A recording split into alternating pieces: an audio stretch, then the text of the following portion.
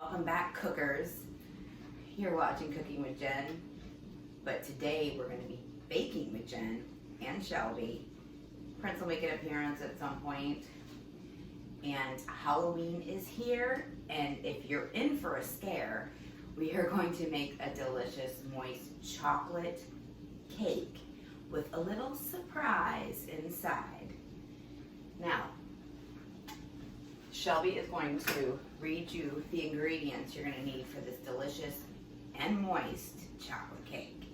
The ingredients you need for this delicious chocolate Halloween cake is cooking spray, 1 cup unsweetened cocoa powder, 2.5 cups all-purpose flour, 2 cups sugar, 1.5 teaspoons of baking powder, 1 teaspoon baking soda, 1 teaspoon salt, 3 large eggs at room temperature,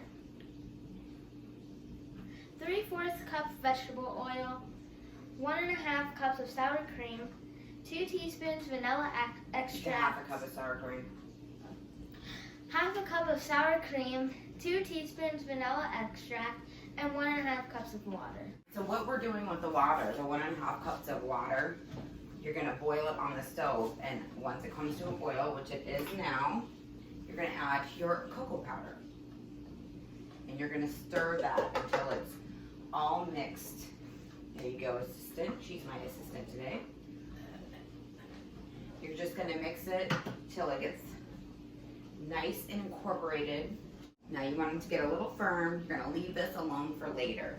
Now if you want to do like a coffee infused cake instead, which is great if you like the coffee flavor, boil some already brewed coffee on the stove and add your cocoa powder, because of course chocolate and coffee go great together.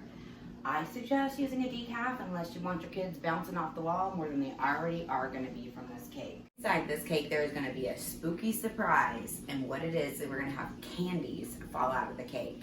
Now today I am using candy corns.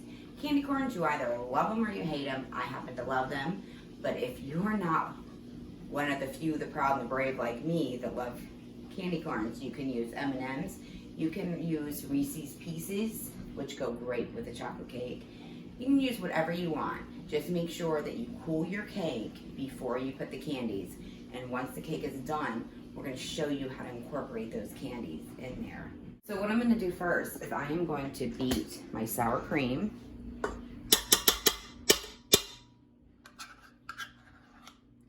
Now, you don't want to use sour cream. This is just to keep the moisture in. You can also use a 1/2 cup of mayonnaise. They're interchangeable. I'm going to add my oil. And again, I've already cracked my eggs and set them out at room temperature. I'm going to add the Eggos. I'm just going to beat this together. Beat this together for a quick few seconds. All right. So now I'm going to start adding my dry ingredients. And I know they tell you to do the dry and separate, but I have found that when I put them all in the mixture slowly at a time, it all works out in the end. So we're going to do our sugar, mix that to our mixture. I'm going to add my salt. Now on these little guys, you don't have to mix it every time you add something simple like the baking soda or the baking powder. Now we're going to add our 1.5 teaspoons of baking powder. We're going to do our teaspoon of baking soda. I'm also going to go ahead and add my vanilla. Now you can be liberal with the vanilla. I know it said 2 teaspoons.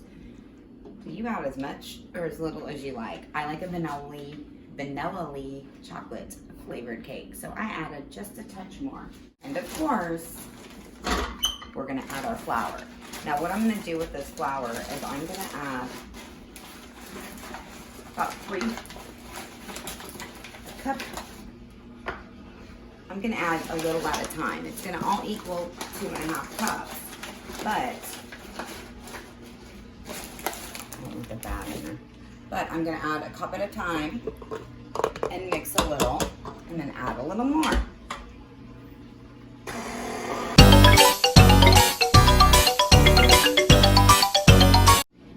So I slowly mixed in my flour. I'm adding my last half cup of flour.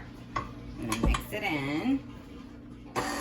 Spooky, scary skeletons and shivers down your spine. Now,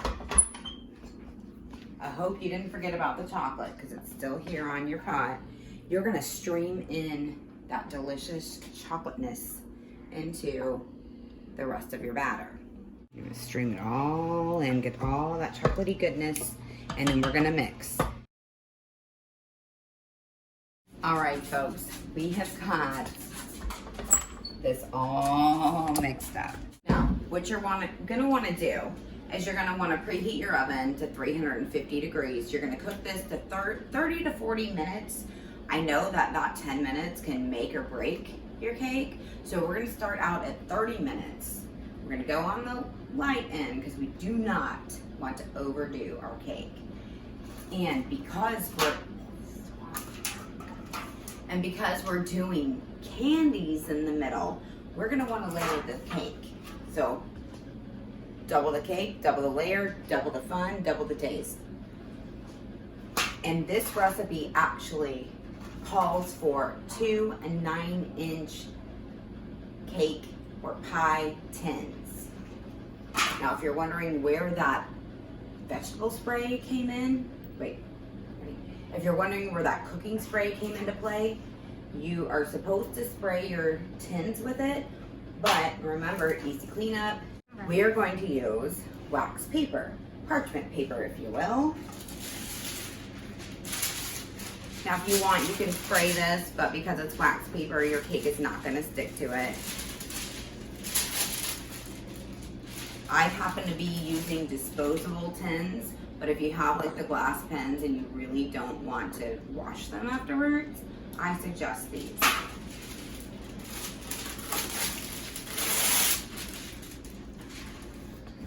You're just gonna place it in there. All right, so now all you have to do, and you can divide and conquer this batter, but you know when it's level, you can divide it in half, eyeball it.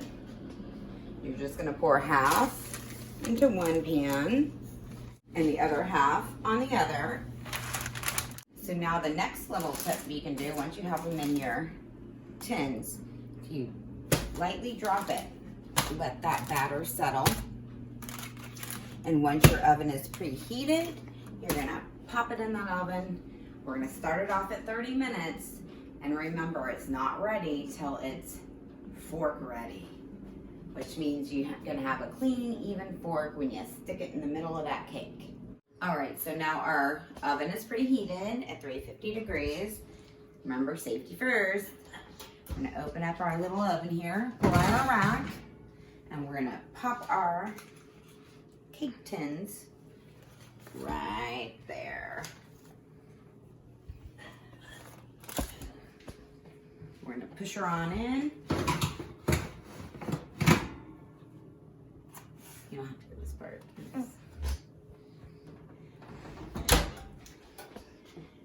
We're gonna set our timer. All right, so now our timer has gone off. Turn it off so it doesn't keep beeping, and we're gonna check our cakes. Now don't worry about this little cracking in here. That's what you want. So it's gonna bake through. Now, let's stick our fork in the middle. Clean. So now we've got our 2 cakes out of the oven, and we let them cool for just a few minutes.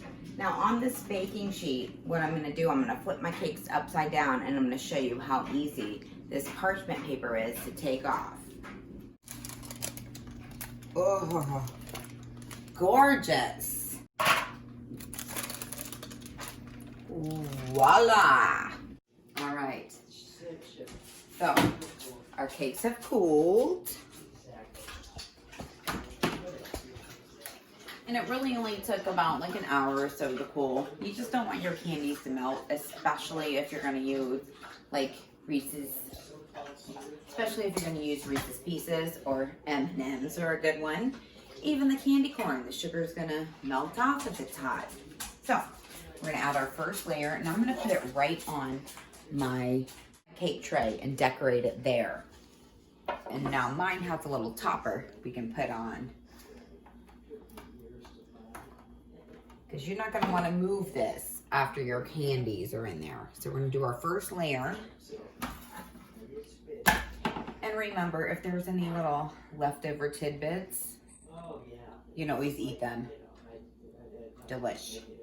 Now, I just have a vanilla frosting, which I have dyed orange. I used a store-bought Easy Spread frosting in a jar. I couldn't find any orange dyed frosting already, so I just took some orange food coloring, dyed it, mixed it, and we're done. You can do a thin layer. So there is one layer of frosting. Let's get our second layer of cake. Oh my. Now, we're not gonna frost just yet, our top layer, because what did we forget? Our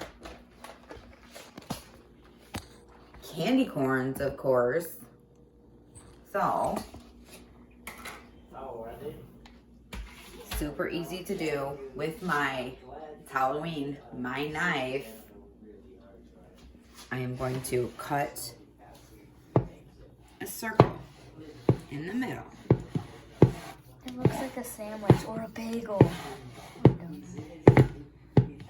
And we're gonna take that whole middle layer of cake out. Now, if you're wondering about this extra piece of cake, don't you worry.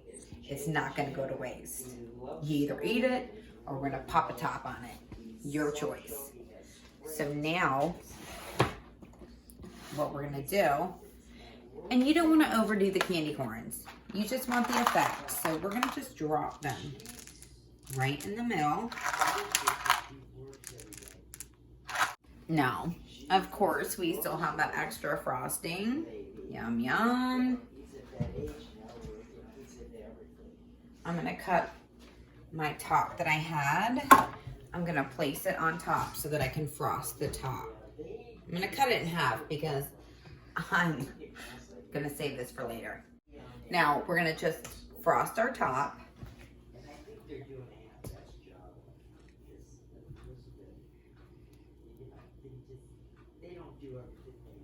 And I'm using orange food coloring, obviously, because it's Halloween. And I did the chocolate cake, obviously, orange and almost black. It's a little spooky. Spooky, scary skeletons. Spooky, scary skeletons and shivers down your spine. Now, if you want to frost it all the way along, you can. If you don't want it super sweet, because this frosting is a little super sweet, just frost the 2 layers. I also got these big little pumpkins. Big little, it's an oxymoron. But I love these too. They're a candy corn in the shape of a pumpkin. Imagine that. And you can just place them around for decoration. Alright, so now we've got our beautiful pumpkins on there. If you're feeling adventurous, get some black piping gel and you can make a little jack-o'-lantern face. But we're gonna go with a traditional orange, pumpkins, green, chocolate cake, and we're gonna cut this cake open, and hopefully our candies are gonna trickle on out. Look at those candy corns trickling out. Now that is one holiday treat that can't be beat.